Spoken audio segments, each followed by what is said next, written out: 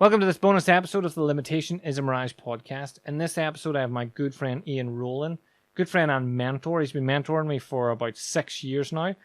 He is the reason that my book actually exists. He was the one that told me that my life was interesting. I had a couple good ideas about what I did, and he thought that I should write a book. I convinced him that he should help me write a book, and then I ended up with a book. It's actually been in more countries. It's traveled further than I have traveled personally. So in this podcast, we talk about that journey. How did we come to become friends? How did we end up being mentored? And then how we came up with a way of working together where he helped me get a book and I helped him lose some weight, a significant amount of weight, which he will talk about in the podcast. We also talk about his other work, like being a magician, a mentalist, a speaker, working for the FBI, and writing his books, how his creative mind works and how he gets his ideas onto paper. So I really hope you enjoy this. If you have any questions, please feel free to reach out to either of us. We're both very approachable, and I will speak to you on the next video.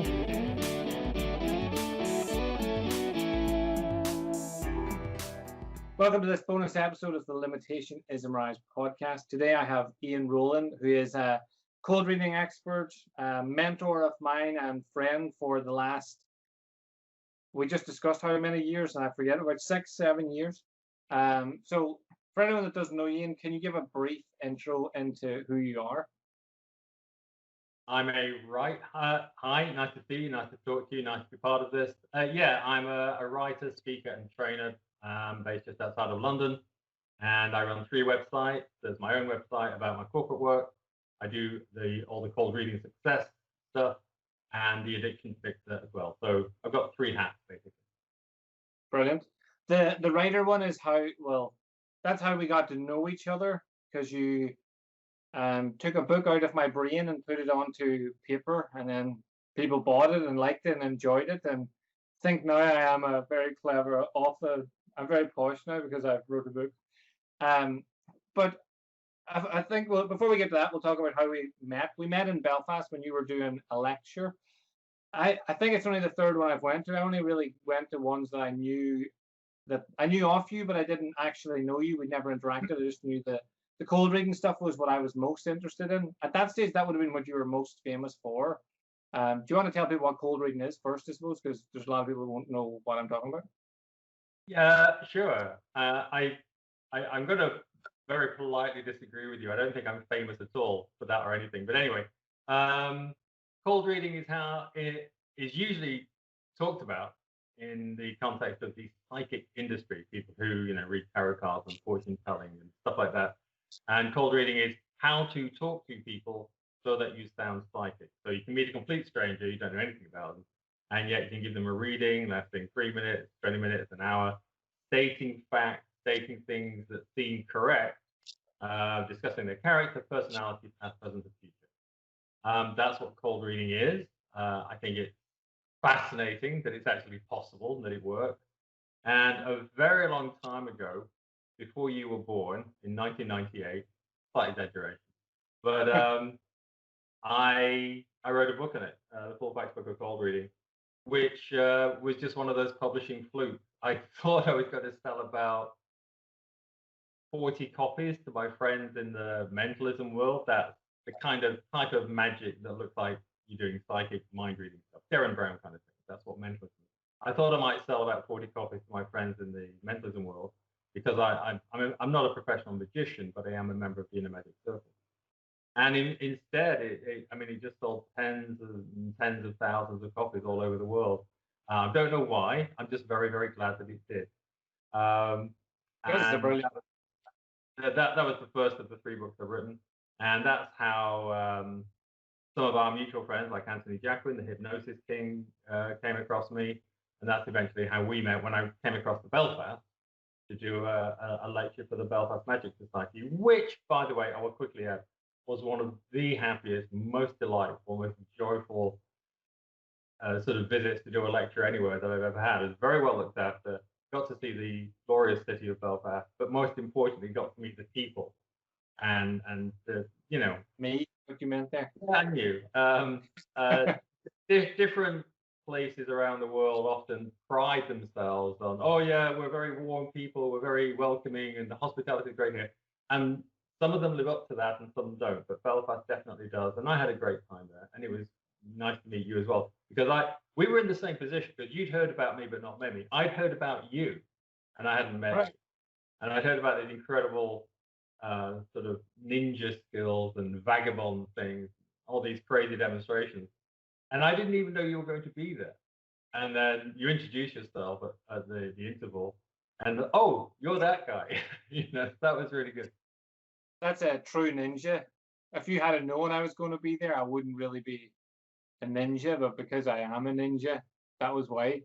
And that's whenever I remember after in the bar, we all sat around and all the magician guys were, because you, the same as me, you love magic, so people were just showing you stuff when you were sitting in your element, and you're asking everyone to show, and all these wee kids, like they were even kids to me, and they were just doing crazy stuff.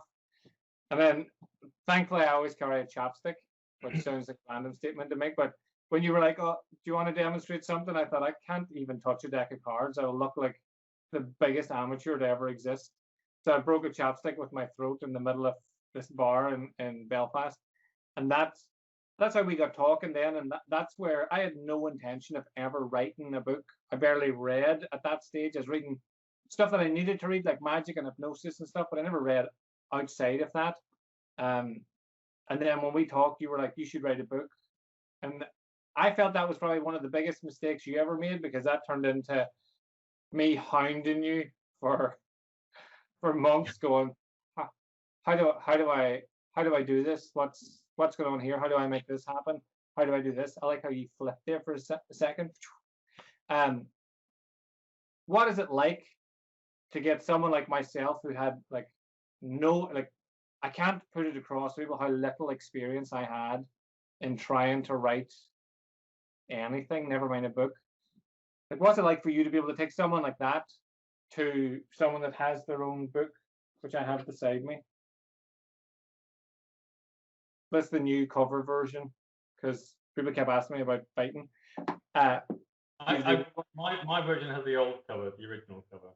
Yeah, I have one of them beside me too, but too many people asked me, was it about fighting? I'm like, I couldn't be further away from fighting. But what's it like to be able to take someone with absolutely no knowledge on what to do to having their own book, and actually people buy it? Like, people actually pay money for the book and read it and enjoy it. It was great to work with you on it. So just a little bit of background. I'm a writer by trade. That's what I've been doing for 30 years or more. So I write books for myself, but I also help other people to write books. I sometimes ghost write books. Sometimes I'm allowed to say that I worked on a book. Sometimes I'm not.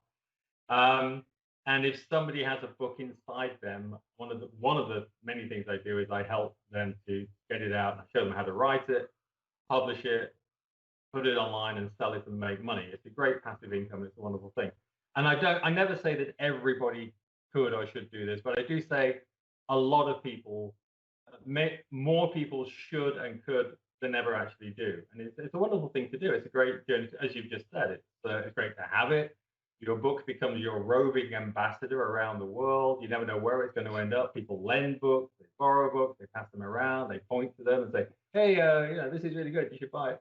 And it could go all the way around the world. You never really know. And you'll get emails and things. Oh, hi, Liam. Yeah, I'm so and so from Borneo. I've read your book. So it's a great thing to have. This is what I found when I started publishing my own book, and also when I've helped other people. So yeah, it was great to work with you on it. And it's a process I enjoy. It can work in so many different ways. Every time I do work with someone on a book, every sort of client, every kind of book is different. Some people want to, mine is an end-to-end service: writing, editing, page layout, publishing, marketing, all the rest of it. But I only do as much as anybody wants me to do at any given stage. So if people want to take care of most of the writing, fine. And if other people would rather gouge their eyes out than write, that's fine. I can take care of all the writing for them, and I gather all the information and do some structured interviews and so on. So with you, I mean, this is great. This is a really good book. That's the old cover. The new cover is better. You had a lot of good content, you had a lot of good ideas, you had a lot of good things to share and to pass on. And my job was just to facilitate that and put it between two covers, which we did very successfully. And it's a Yeah. great little book. It's a great little Uh, book. and then out of that came things that I remember is anytime I started to write anything, like I remember texting you often saying, Ian, usually it would take me 5 minutes to write a post. Now it's taking me half an hour because I'm really thinking about what I'm writing and I'm looking and I'm changing words and I'm using grammar. This fancy term you taught me about grammar, full stops and other such squiggles.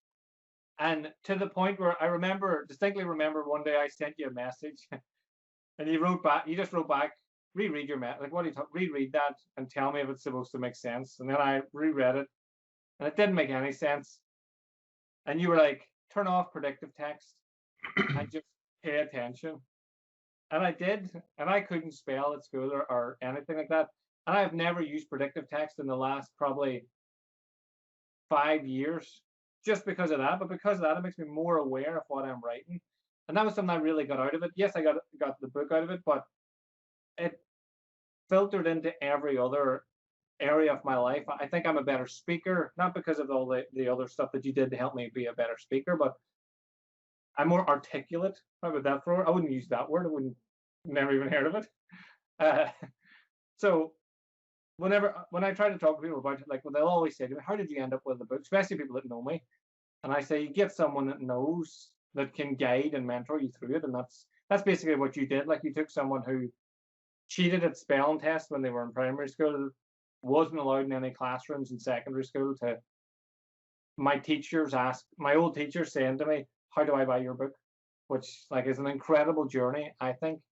Um, Whenever it comes to like writing and stuff, where do you think your creativity comes? You're like we do a thing called Ianify, where if I'm stuck writing something, I'll text you and I just send it to you and say, "Can you Ianify this for me?" If I want it to be just better, I want it to like whenever I was started in the corporate business, you give me endless help there.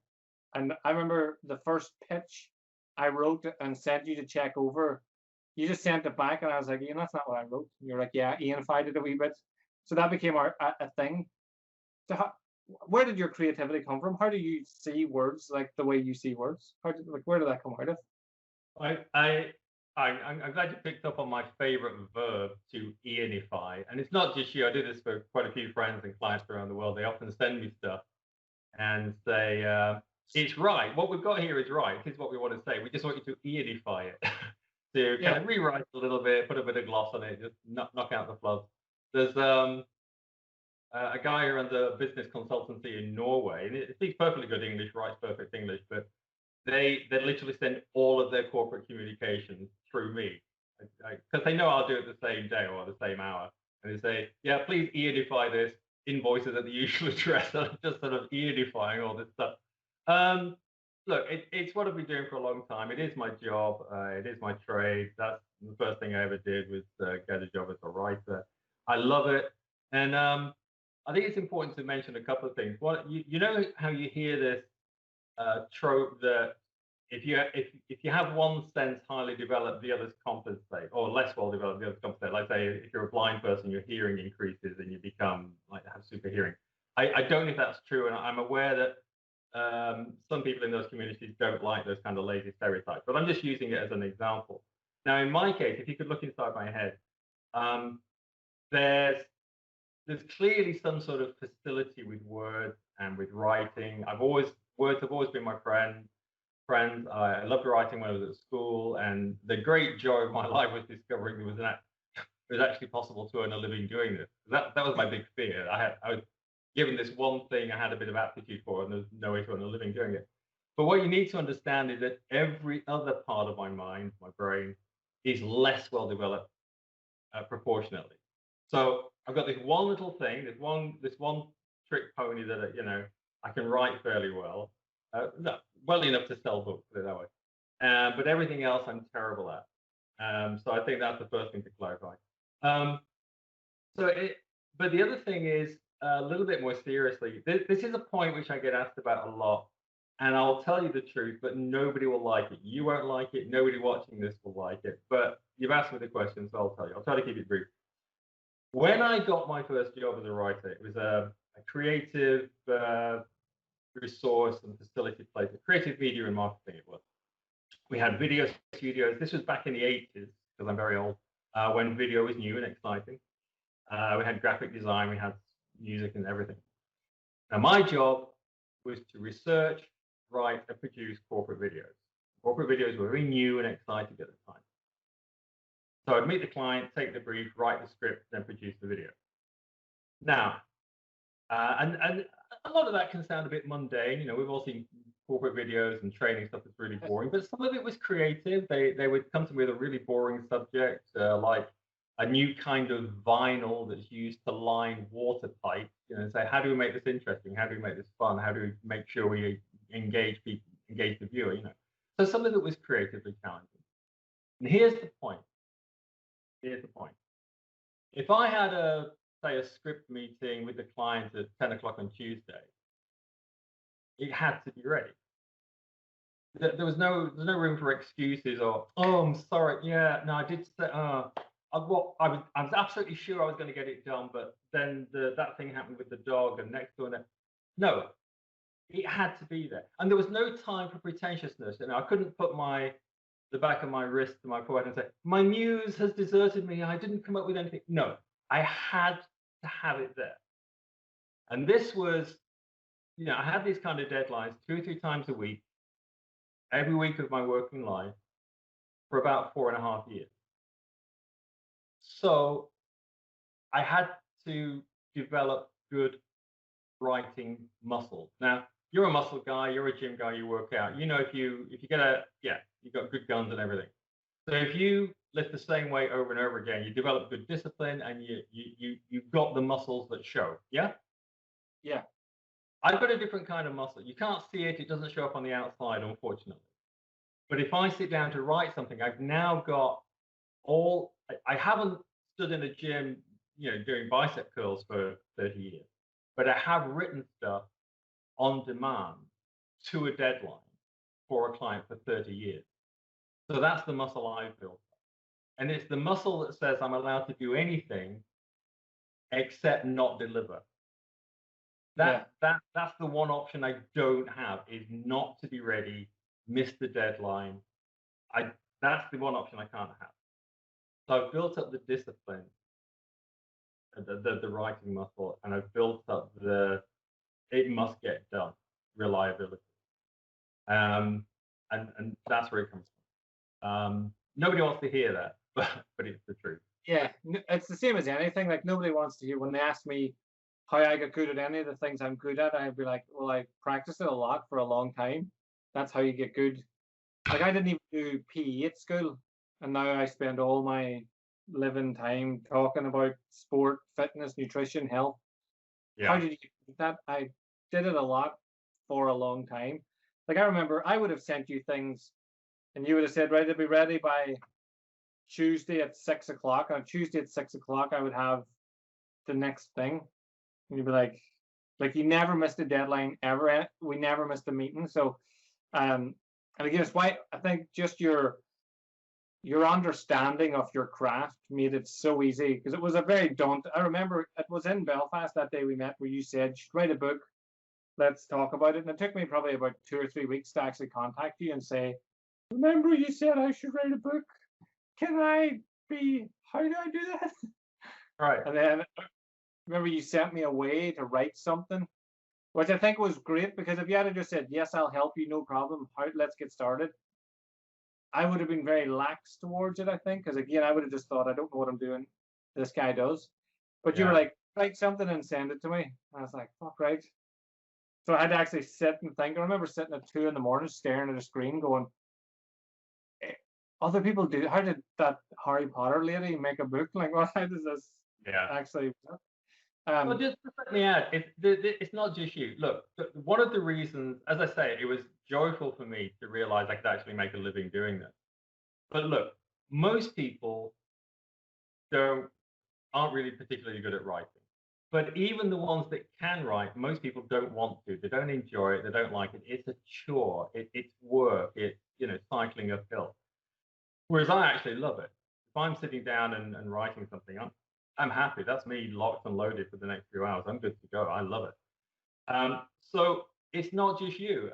You've talked about your background and when you were growing up, some things you were good at, some not, some things you like, some things you don't. But I've worked with lots of clients, and even people who would profess to be very, let's use your word, articulate, and oh yes, they are highly educated, and yes, they do think they're right, but they don't want to write. And so I've met a lot of people who have a book inside them, but either they can't do the writing or they don't want to, and they just want a book midwife.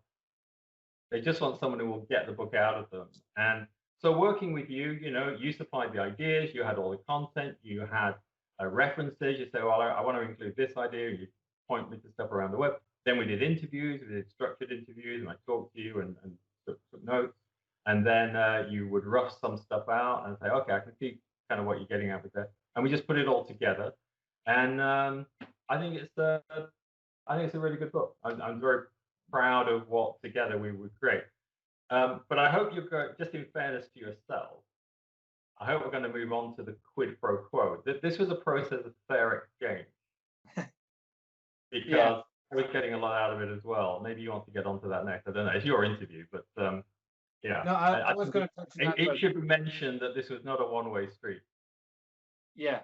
Well, that's my next question I was going to ask you is how many books, do you know how many books you've actually, initially I was going to ask, do you know how many things you've wrote, but you've wrote for Magic magazines, and so that's probably an impossible number but do you know how many books you've actually, I've got about 6 books that you've dabbled in or had some sort of creativeness. I'm trying to think, there's probably one near me somewhere, but look.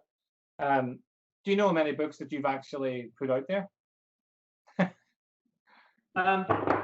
Well, I mean, the Magic Magazine articles, I used to write for Magic Magazine, which nobody watching this will care about. The Magic Circular, I did 12 years. I did a monthly article for 12 years. Magic Magazine in the United States, I did a monthly article for 5 years. They were different articles. So, and some of those years overlap. So sometimes I was doing 2 a month. I've written about 10 books, I think, for myself. I've written about 9 or 10 for other people that I can mention, plus lots of other things that are just faded projects now. Lots and lots of technical manuals and corporate stuff. Back in the day when I was a technical writer and doing corporate stuff. So I pulled a lot of words out of my head. And you've recently, is it 3 books you've recently released? Which 3 are you talking about? I thought you were lifting them. Well, I don't know which 3 you're talking about because there's 3 on the cold reading site now, and there's 3 on the addiction fix site. So you wrote 6 is the answer then. I knew there was, I couldn't remember the number. So the addiction one, that would be sort of where we work together to create like getting fit and weight loss was. Yeah. Do you want to go into a wee bit of that, how that came about, or? Yeah. So here's the very short version.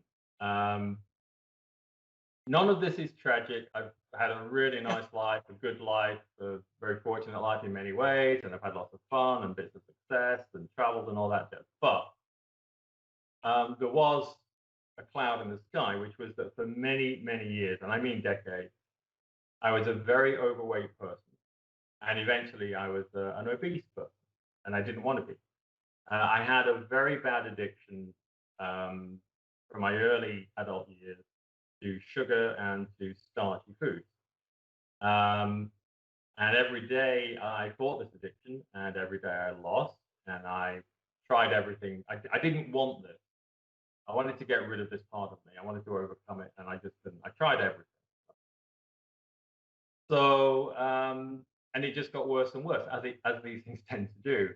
In my early 20s, I didn't look particularly overweight, although I did have the addiction already.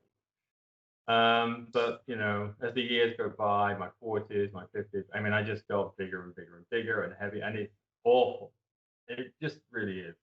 Especially, you see, there's this stereotypical view that if you see somebody who's fat, heavy, overweight, whatever you want to say, that they're happy like that, and they just want to be a couch potato on the sofa watching TV, stuffing their face with snacks. There may be some people like that. I'm not saying that's impossible, but I will tell you this: most people who have a weight problem actually want the way out, and they probably are trying, and they probably have tried. They would like to not be addicted. They'd like to be in control of their own life, and they'd like to. I'm not saying everybody wants to be a sporting star or anything, but they want to be a person of normal size and be able to enjoy wearing normal clothes and things. And they are fighting it. That's the point. But they don't get anywhere. And they don't get anywhere for a very simple reason. If you were to hold a competition to find the one subject in this life that there's more nonsense written and spoken about than any other, I think weight loss would be right up there in the top three. Yeah. It's for anybody who's trying to lose weight, it's not that there's no information around. I mean, even before the internet, there was a saturation of information, but certainly since the online era, I mean, there's just tons of it. But 99% of it is seriously unhelpful, if not just plain misguided. And it's a terrible thing. I mean, for anybody watching this who doesn't have this kind of issue, it's very difficult to relate to. But if you do, when you have a problem outside of yourself, a noisy neighbor or some litter in the street or something, you feel you can do something about that. Mm-hmm. It's outside of you. The problem is not you. The problem is something you are observing and relating. But when it's inside you, when it's a part of yourself that you're trying to fix, a part of yourself that doesn't seem to work correctly. There's so many times in these decades I would look at people I knew, friends I knew, of normal weight and think, well, they can do it. I mean, why is there something in here that makes me think at 9:30 at night that going outside, going to the one store I know that will still be open where I can get my sugar fix is a normal thing to do? Why am I doing this? And I was having this battle with myself. So most people are trying to fight it, but they fail because the information that's out there is bad information. It's disinformation. In fact, a friend of mine said it's sometimes known as infobesity, info that just actually helps people to be more obese. And then very, very happily in 2017, I found the answer.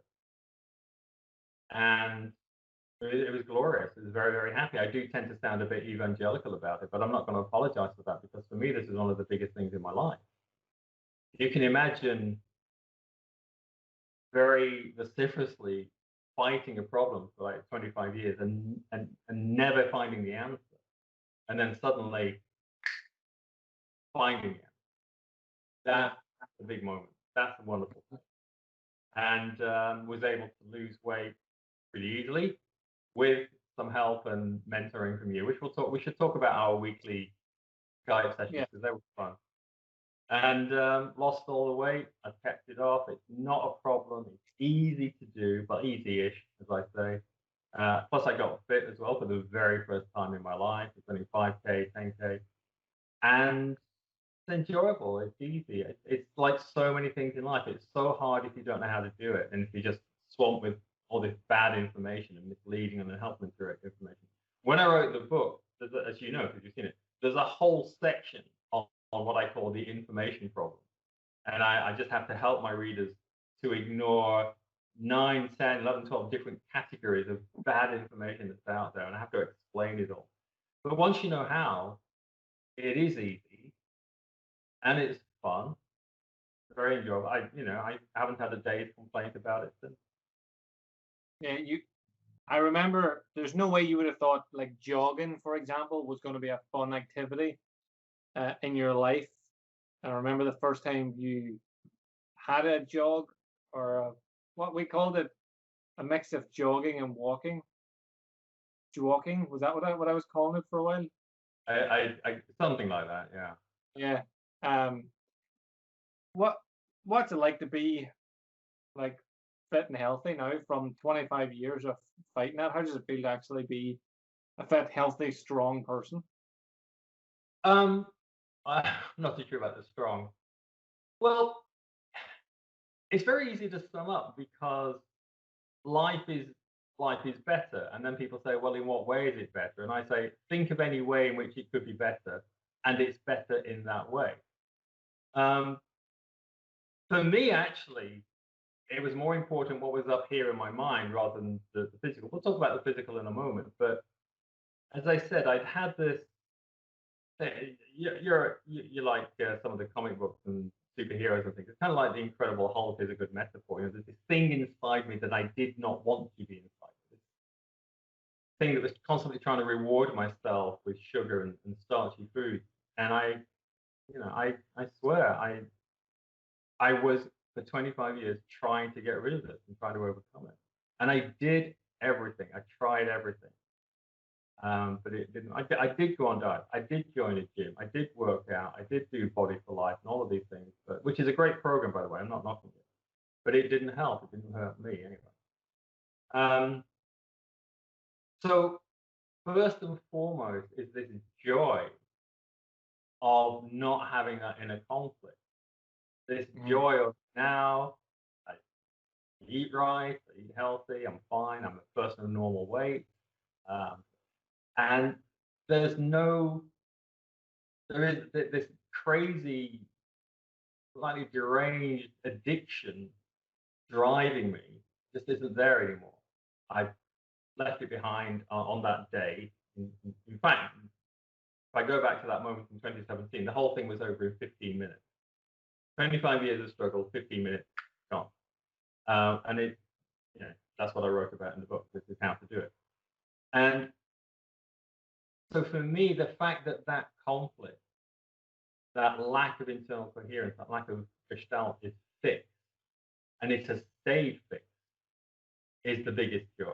It's great. Now, all the rest of it, yeah, I'm a person of normal weight. I can fit into normal clothes. I know that if I want to go jogging for an hour, I can. My body will do that. The energy that I have, all the cliches that people talk about. If I need to run for a bus, hey, I'm going to catch that bus. Yeah, it just everything feels better. Everything. There's no downside. It's all upside. But for me, it's the mental attitude. You mentioned my attitude towards fitness and jogging. I mean, it's all in the book. There's a section at the back about my story. But yeah, I was one of these people who grew up thinking that exercise and fitness was a horrible experience because the way I was introduced to it in my school years, it was a horrible experience. It was just this nasty, sadistic, unpleasant, uncomfortable experience. Best avoided. So as soon as I got to an age, I went to university, in fact, where nobody was telling me I had to do any physical exercise anymore. I thought, great, that's that over with.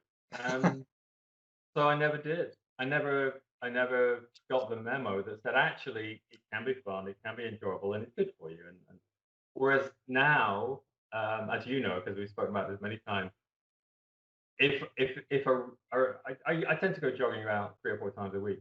If it's a jogging day and I can't go for some reason, I'm just too busy or the weather is just too insuperably bad even for me, and I don't mind running in rain and storms, but if it's just too bad or some of the claim on my time, I get annoyed. I think I really want to go running. I miss it. So everything's better. I know it's good for my health as well, but there are other things I appreciate more than that, and it's joyful and very satisfying and a great feeling in every way because everything's better. I like the bit where you said about if you wanted to catch a bus, you could catch a bus because it reminded me of the first time you caught the bus, and that was when we started calling you Flash. You were Yeah, like, it's actually great. It was actually going down to my local train station. If I need to pop into London, I have to take a train. And what it was, I was about 6 or 7 weeks into having started running. So I was beginning to see some progress and improvement. But of course, I was jogging. I was going for the long term. Right? Can I keep running for 10 minutes, 15 minutes, 20 minutes? It was about distance. It wasn't about speed. Certainly wasn't yeah. about speed. But it just happened to be, I got down to the station, there was a train there, and I really had to sprint the full length of the sort of the track leading down to the platform. And I just, I didn't really think about it consciously. I thought, I want to catch that train. I want to be down there. It's a long way away. And I just went. And now all of that sort of muscle power in my leg that was accustomed to conserving itself because I wanted to run for 4 or 5 kilometers, was suddenly able to just be burned up in those 9 or 10, 11 seconds. And I found myself on the platform right next to the train just before the doors were about to close. Before I'd even thought about it, really, it felt magical. It felt like, yeah, the comic book character, the Flash, because I had been at the top of the platform and now I was here. So that's when I discovered that my legs can do both. They can go for the long haul, or they can use up all their energy in a short sprint. And I remember, on our next Monday Skype, we should talk about, because I want the people watching this to know what you did for me. I said, yeah, I had this amazing experience catching a train the other day, and hence the Flash. Yeah. That's one of the things I love about working with people is there's no way I could have, if I had said to you at the very start, someday you'll do something that seems mediocre to normal people, like you'll run and catch train, and it'll be the best day ever. If I tried to explain that at the start, you'd go, I don't get it. But when those wee things happen, like a client recently, his son randomly jumped on his back, and rather than falling over, he started to squat his son. When they put his son down, his son was like real shocked by his strength, and they high-fived, and he left. And then he rang me going, rather like if that hadn't happened 6 weeks ago, I probably would have fell over. But instead, my body just kicked into strength mode and did a few squats, and then put him down and went away.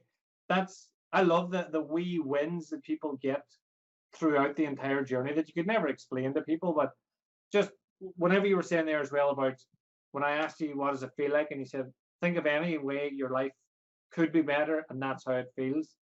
I try to get that across to people that sometimes training is hard, but it makes every other area of your life easy. Whereas not training is easy, but it makes every other area of your life harder. So Yeah, that's what you've discovered doing that. well, the problem is you can't explain feelings. You can't explain emotions. They have to be experienced. This is a problem you have as a mentor. It's a problem I have with some of the work I do with people. Yeah, but the feelings and the emotions are the most important part. So as I say, this goes back to about 2017. At any previous time in my life, if you had tried to interest me in the notion of jogging and running, you would not have succeeded, because I thought it was. But first of all, I thought it was boring. We've all seen people jogging. I've seen people jogging along the street. Sometimes, probably when I'm driving in my car and I see someone jogging along. First of all, I thought it looked boring, because what are you going to think about for that half hour? And as you know, I have quite an active mind, quite a busy mind. I thought, oh, I could never do that just because it's so boring. And it looked a bit pointless. Oh, I'm going to run a long way away from my home just to turn back and end up at my home. Well, I'm already here. Why bother? So I had this very kind of sarcastic attitude towards it. Plus, I thought it was uncomfortable. Plus, that's on a perfect day of perfect sunny weather. What about when it's cold? What about when it's sleet? What about when it's rain? Whereas I discovered lots of things. It's not boring. My mind is actually probably more occupied when I'm jogging than anything else, because there's so many things I'm thinking about: my pace, my pronation, how my breathing's going, how my body feels, where my mind is, the route, the path, watching any obstacles. That means other people who dare to use the streets that I run along. How dare they? There's lots of things to work out, and I'm absorbing and an engaging experience.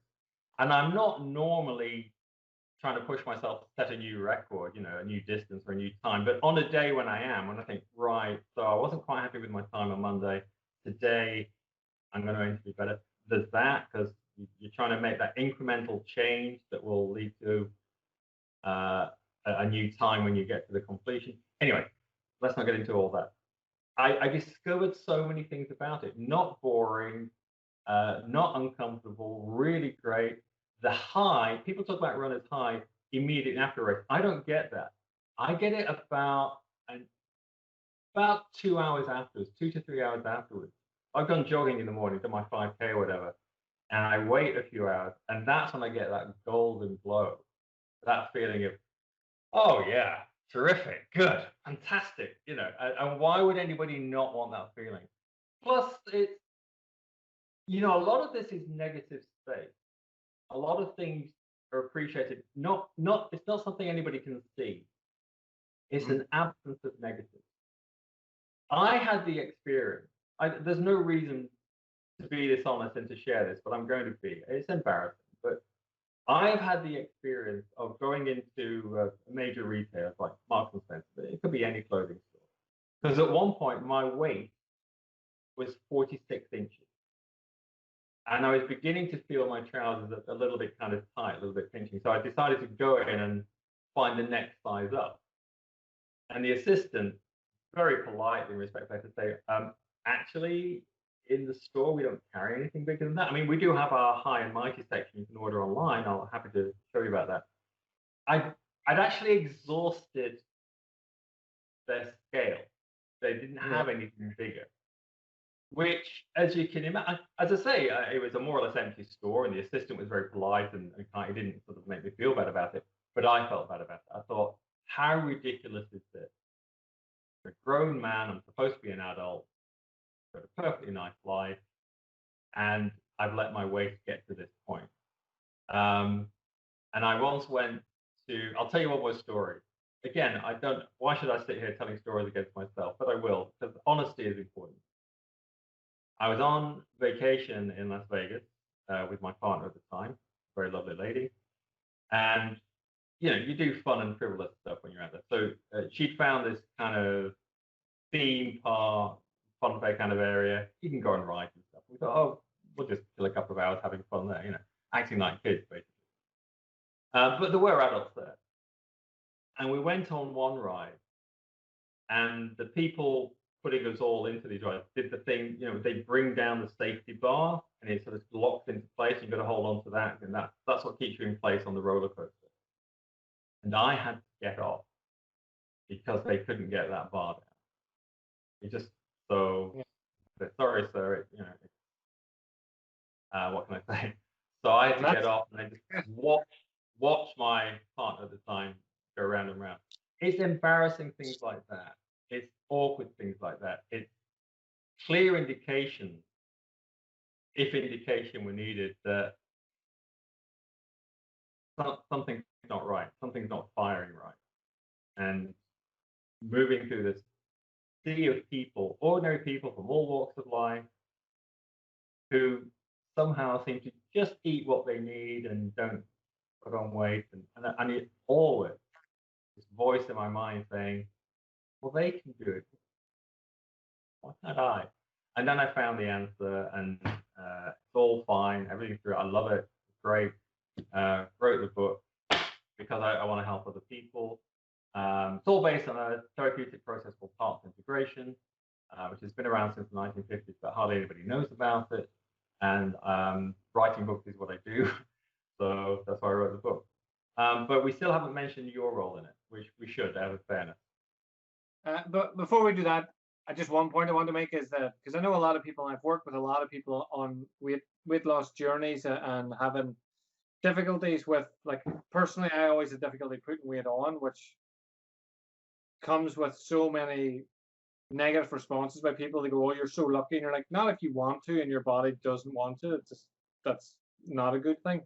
But like, you lived a really good life. Like, you traveled around, you've worked with some, I don't know if I'm not allowed to mention the companies you work with, but you've worked with some incredible companies, you've worked alongside some incredible people.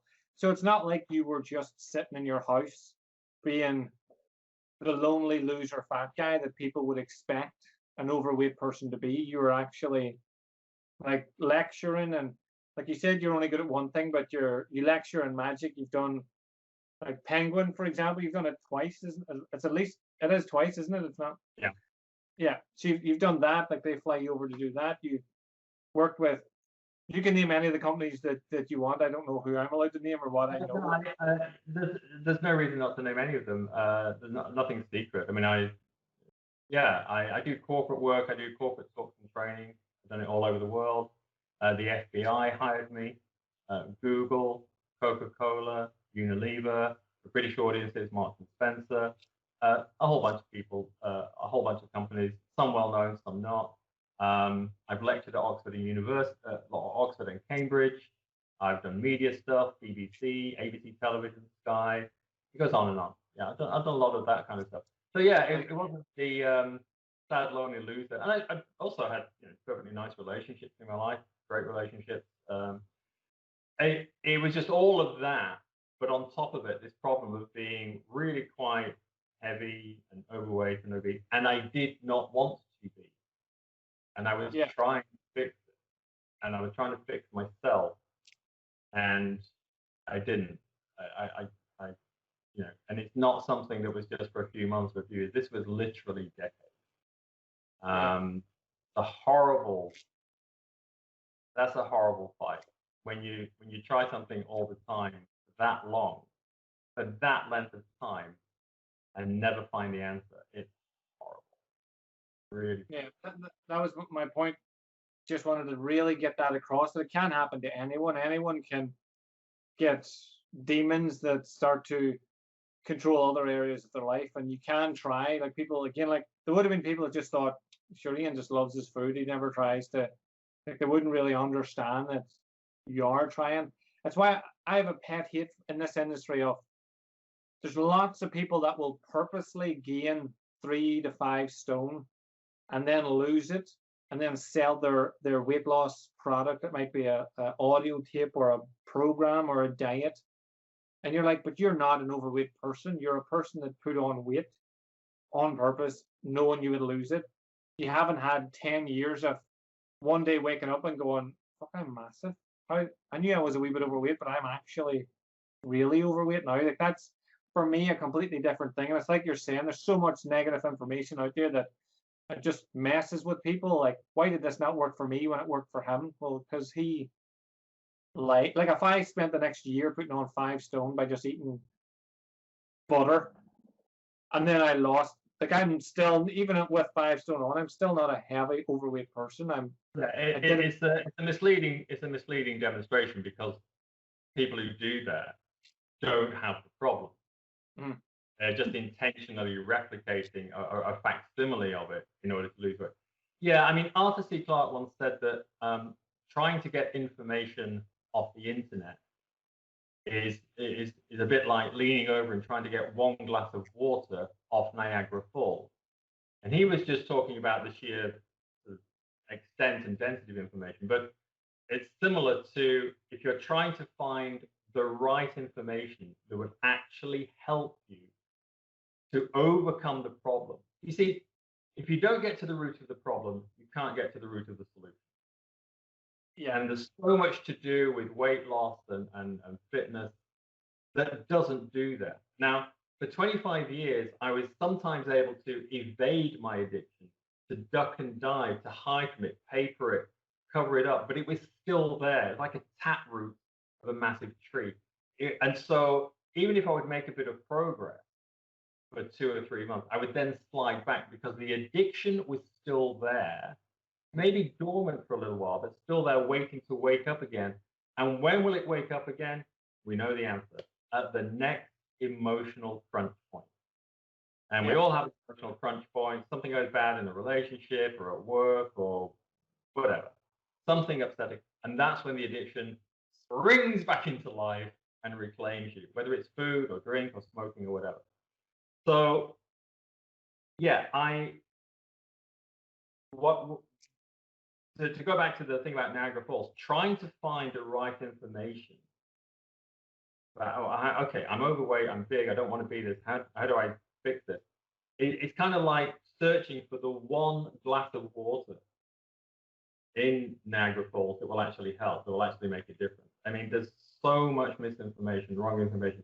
Like the example you just gave of people who don't have the addiction, don't have the problem, but they're just gaining weight to then lose it and say, look, it's easy. Yeah, that's not going to help somebody who has the addiction and who has the problem. And there's lots and lots of this. Another one that, as you know, as I say, that in the book, there's a whole chapter on the information problem. Things like people who treat journalism as expertise. If you're putting together a daytime TV show, you might have a health tips section just to fill 5 or 6 minutes. It's one segment of the show, and sure, they'll give you a few health tips. Again, not going to help. It might be perfectly good advice, but it's not teaching people how do you go into your mind, fix the underlying addiction so that it's not there anymore. The compulsion isn't there anymore. And then you can sort out everything else. And that's what I explain in the book. And that's what I did. And I know I've helped other people now since the book's been on sale. So yeah, it's a problem. The information problem is actually, I think, the biggest part of it. Everybody, we all Google everything these days, or use the search engine of our choice. You want to find information about something, go online and look for it. And that works for a lot of things. If you want to find a pizza delivery place near you, that will work. If you want to find out how to build websites using Wix, that will work. If you want to find out a particular quote from Shakespeare, that will work. Whatever you want to do. But if you're thinking, yeah, I'm overweight and I don't want to be, how do I fix this? Doesn't work. In fact, 99 times out of 100, whatever you find, whatever bit of information, advice, guidance, whatever, will actually make things work. That's the odds that are stacked against large people, overweight people, who are trying to fix the problem. And that's why I wrote the book. It's a horrible position to be in. Imagine anything that you normally would find online. And imagine if 99 times out of 100, the information you got was useless or next to useless. That's a frustrating process. It really is.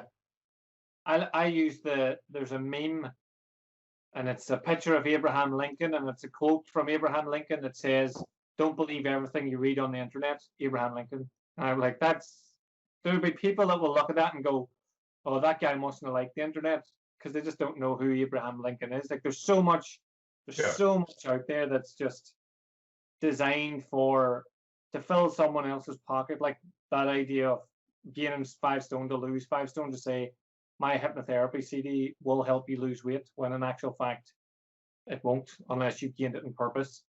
But it's actually more insidious than that, because I mean, you say something like that, Abraham Lincoln, a guy who died a long time ago, on the internet. You can look at that and it's funny, and it is funny. I've seen it, but it's obviously a fake thing to illustrate false information online.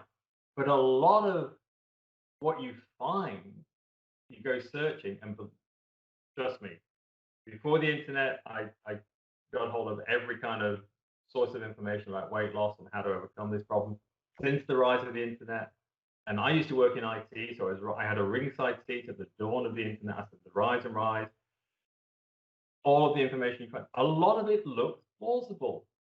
Not all of it is as ridiculous as the kind of examples you're giving. Some of it looks like it comes from well-accredited people who are genuinely trying to offer, and they're sincere, but it won't help. It won't help because they don't know how do you reach into your head, actually fix the underlying addiction, and from that point on, what do you do next? And that's why I wrote my book. I wouldn't have written it if I didn't think there was a space, a kind of a gap that it could fill. I wouldn't have written it if I didn't need to. I mean, I've said I like writing books, and I do, but there's other things I could have devoted my time to. It takes time, it takes effort. And I wouldn't have done it if I thought, oh, well, the information is already out there. It isn't.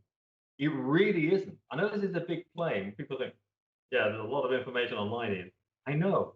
But the correct information about the easiest way to do this isn't available.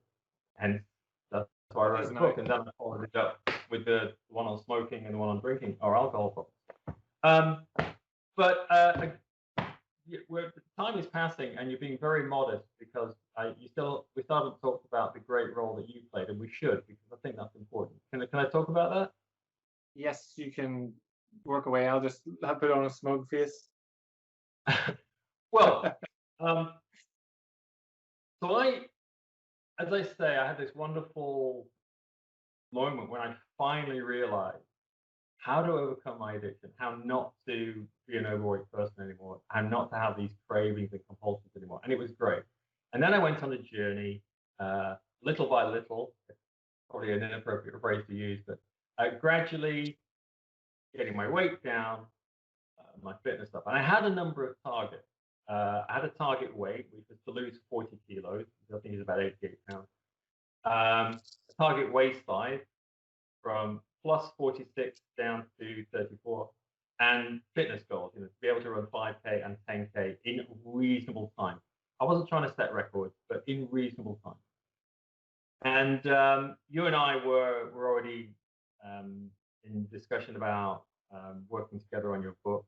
So we're kind of a two-way street deal. I helped you with what I'm good at, and you helped me with what you're good at. And the system we hit upon was a weekly Skype chat. I think we generally did Monday night. Yeah. And I want to be very specific about this, because people have so many. This is an area prone to a lot of misunderstanding. It is not the case that you were sending me diet sheets, exercise plans, gym day 1, gym day 2, anything. Yeah, I mean, you could have done if I'd asked you for that. Of course, you'd have sent me all that. That's not what we did. It was just a conversation. It was a mentoring conversation. There were weeks where we hardly touched on weight and fitness at all, because we just had so much other fun stuff to talk about. We kind of just drifted.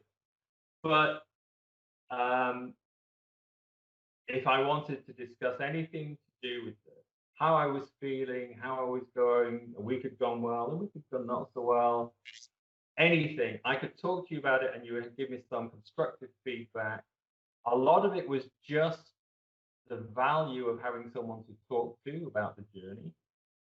Some of it was a bit of encouragement here and there. You didn't need to do a lot of that because I didn't need it. I wanted to do this. But sometimes a bit of encouragement. Lots of information. Anytime I asked you a question about any aspect of this, bang, you had the answer. Or you could immediately send me to a reference saying, oh, well, watch this video, it will explain it. Or this explains this exercise very well. Or, that's an important point that comes up with a lot of fitness training. This video addresses it. So you could give me references. You could tell me stuff, share stuff with me. And so week by week, and meanwhile, if you'd done this on the time lapse, you're watching me getting thinner and thinner and thinner, and a leaner face and everything. That would have been great. Yeah, we should have done that.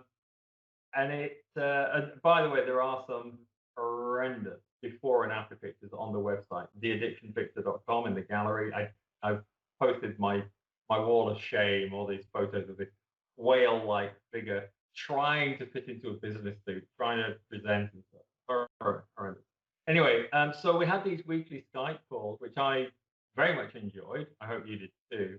And it was just value of a conversation. It was just that. It was someone to talk to, someone to guide me, someone to mentor me, someone to chat to, occasionally bits of information and advice that would have taken me a long time to find.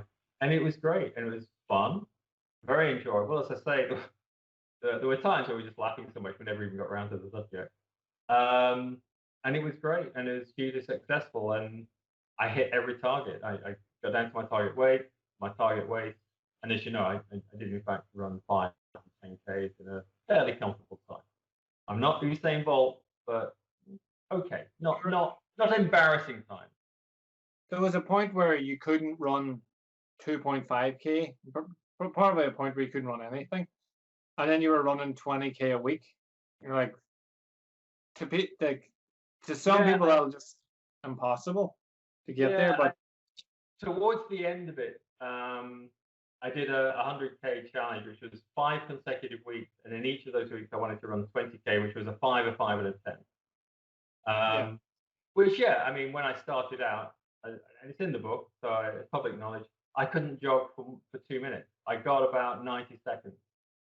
I went outside, like the early days, jogged along my street, along the road, and I had to stop inside of 2 minutes. That was how fit my body was. That's what I could do, right?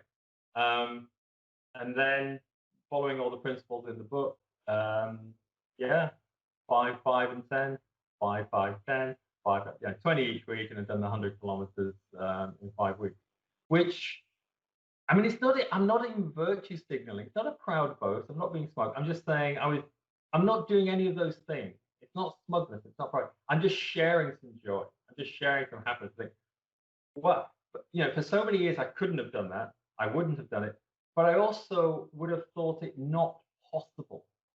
Yeah. And I would have also thought it was a horrible thing. Somebody had made me do it. Going back to the terrible memories of a physical education teacher, a PE teacher at school, and all that sadism and everything. But no, it was fun. It was enjoyable. It was easy. Well, easy-ish. It wasn't this. There's this caricature of somebody red-faced and wheezing and trying to force yourself. It wasn't not like that at all. It's like that on day one, day two, but it soon goes. And then it's just this exploration of, okay, my body can do that. I wonder if it can do a little bit more. How about a little bit more than that? And I'm outside and I'm seeing, the routes that I choose and not bumping into people. And, the weather's a bit cold today. It's a bit warm today. How am I feeling? Oh, my legs are doing well today, but not my feet. Oh, my feet are fine, but not my arms. Upper body strength, mental focus, concentration.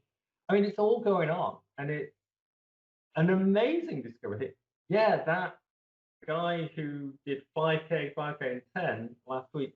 Oh, that was me. Yeah, I did that. Amazing. And the fact that it's not heroic. I remember having this discussion with you. When it comes to say something like jogging for 5K, there are 3 significant dates. I remember we've talked about this. The first is the first time you do it. And, oh my God, I just ran 5K. The second is when you run 5K, but you don't think anything of it. It's not, you don't feel like, this would be a big party and a big celebration. It's just kind of, yeah, that's something I do. And the third is when you don't even talk about it anymore. And I go out 3 or 4 times a week, depending on what kind of week I'm having. And I will run 5 or 10. But I don't even talk about it anymore. It's just routine. It's just something I enjoy doing. I mean, a 5K takes me just under half an hour. So that's like the time you would spend watching a sitcom or an episode of a soap opera. Well, as you know, I got rid of my TV 5 or 6 years ago. I don't watch TV, but it's just a really nice way to spend half an hour, especially at the start of the day. And it's enjoyable. There's nothing heroic about it. As you know from the book, I've got a big problem with the no pain, no gain thing. I think that sends out completely the wrong signal. Totally the wrong signal. I'm dead against that. And I will argue that point with anyone, anywhere. It sends out all the wrong message. It tells people that if you want to fix this problem, there's going to be pain, there's going to be discomfort. That's exactly what you don't want to say to people. And it's not true. I did this, and I never suffered any pain at all. I haven't, from the start of this journey to today, there's been no pain involved at all. There's just been exploration and discovery and finding, and that I can do this, and I'm interested, and I want to, and it's kind of enjoyable, and so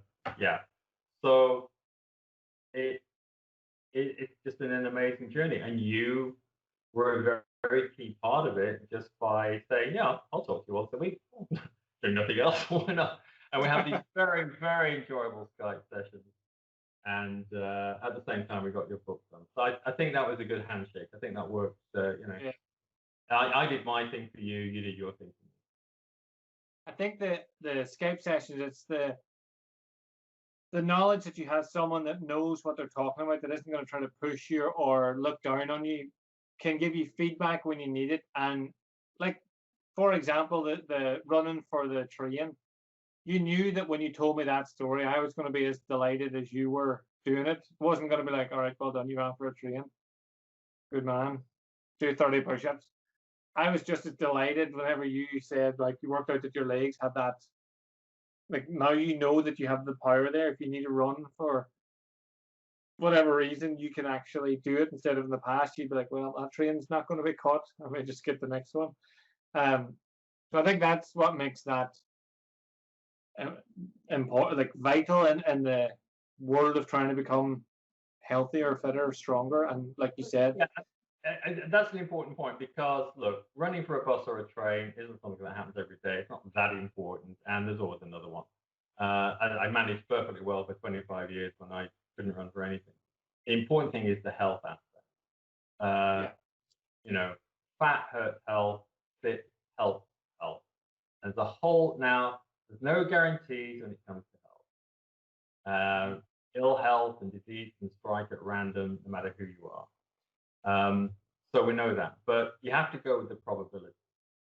And if you learn to how to overcome these addictions, and it's not a boring life or a solemn life, but just get down to a normal weight and eat healthy, you are increasing the odds, increasing the chance, the probability of staying as healthy as you can for as long as you can. And I don't care what you do or who you are, being healthy is much better than the alternative. Nobody likes being sick. Nobody likes being unwell. Nobody likes having disease. Nobody likes dealing with a condition. All these things that can happen. There's a huge long list of conditions that become way more likely if you are overweight or obese or if you smoke or any of these things. It's about health because health is the greatest gift. And it's about increasing the odds that you'll stay healthy and can be healthy. And so, running for a train, yeah, it was a nice moment. It was a nice story to share with you, but that's not actually that critical. And a lot of people might listen to this and say, you know what? I don't run for trains that often. I know it's a relatively unimportant thing. Yeah. But the health is way more important. So yeah, it's true there are no guarantees, but you're greatly increasing the chances and helping yourself boost your immune system, stay healthy, stay fit, and that feels really, really good. I mean, it really does. All the time when I was overweight, especially the last 10 years of it, when I was obese, but no two ways about it. I got to extreme obesity. There were many, many health scares, many of them. I'm very, very lucky to have made it through. And it wasn't nice. There was lots of times, as well as hating the fact that there was this thing inside of me that was pulling my strings and making me do all these stupid things. There were lots of health scares. There were lots of things, lots of awkward moments. I thought, oh, is this it?